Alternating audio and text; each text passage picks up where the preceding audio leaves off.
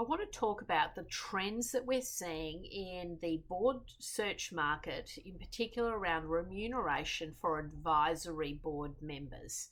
For many years, advisory board roles were seen as the poor cousin to the non executive director appointments. And with the increasing risk, legislative liability issues that are creeping into the board director market, more and more people come to me and say that they just don't want to take that risk. They don't want to be a non executive director. They don't want to have the fiduciary and legal responsibilities going forward, but they still want to serve and they still want to make a meaningful contribution. And particularly, they want to serve more often than not in the private sector. And so we've seen this rise in advisory board appointments. So a lot more talent wanting to do this kind of work, and organisations are appointing frequently advisory boards to help navigate today's complex business challenges. And the remuneration is incredibly lucrative. So this is a part of our practice that we obviously monitor really closely. I'd say we're the leader in the space in regards to advisory board appointments. We do thousands upon thousands of these each year.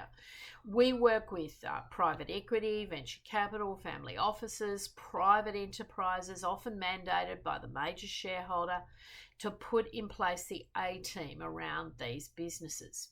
Now, how does this all get remunerated? Usually it's based on a combination of factors. Certainly, organisations will look at the frequency of the meetings.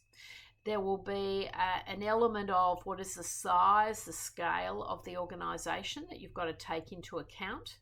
And then when you're looking at the A team, you are looking at resources that can obviously deal with very specific, often business challenges. So it might be we're looking for a merger acquisition specialist. We're looking for an individual who can open up into the Asian markets.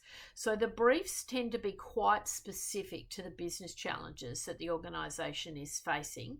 And more often than not, they're asking for someone who can come to that organisation and bring really deep specialist knowledge or relationships in that market. And so there is a premium for that type of resource.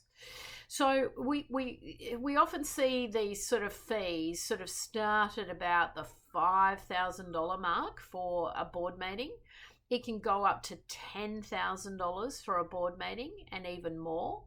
And we'll often see equity being offered, or we'll often see profit sharing or percentages or bonuses being offered. So it's a lot more liberal in terms of how these offers are put together. They're not just a sort of a stock standard per board meeting fee structure. You'll often find that advisory board members are expected to be quite flexible, and so there may be some cadence around some specific board meetings, but there might be that requirement to attend a meeting with a client or help with a tender or a pitch. And so you might need to be flexible to come together. You may find that there are formal strategy days, or the CEO wants to have regular access to you as that individual is trying to grow a business. So you might find that there's more ad hoc telephone calls or email exchanges during the time. I know myself, I'm an advisor to a number of businesses, and it tends to be pretty ad hoc, particularly during certain phases of that business's journey. So remuneration is attractive, and we certainly see a sort of a baseline of about 60 grand a year, but it can easily go to 100 to 120 a year. And if you are chairing a very substantial organisation, chairing a substantial advisory board, you're going to see that commitment might be higher, and that level of remuneration can be higher. It's not out of the ballpark to be being paid $200,000 a year for advisory board work. So it is lucrative, and so it's very attractive to an individual who maybe has had a successful life, business life, corporate life, and now wants to transition to maybe one or two advisory board seats. Now, I have some clients who work in the family office environment, and they're working with maybe larger private enterprises that have a lot of investee companies, the fee structure in those environments can really be substantial. And I have several clients that work in that family office environment, and they're earning well over the $1 million mark per annum. From their fees.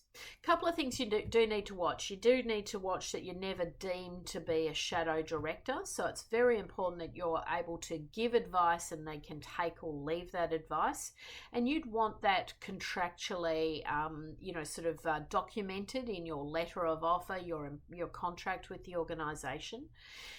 You want to have a very clear indemnity clause within that contract, which, really makes it clear that you're not in there directing the business, you're not advising on finances and business decisions about loan accounts and financial decisions that would indicate that you're actually really driving an enterprise. So you want to be an advisor, a take or leave advisor, in terms of the advice can be ignored, and you want to be contractually set up appropriately so that you're not deemed to be a shadow director. But to be honest, a lot of people get very hung up on that, but it's not difficult to do, and to make sure that there's those clear demarcations between your role as an advisor and the company's role as the board of directors or the directors in the company, and the decisions that they need to make because they have the fiduciary and the legal responsibility.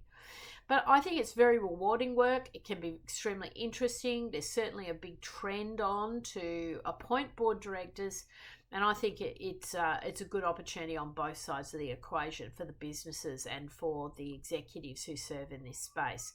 So consider advisory board work in the scheme of things. I think it's a very, very valid way to go forward and to keep you involved in the business community.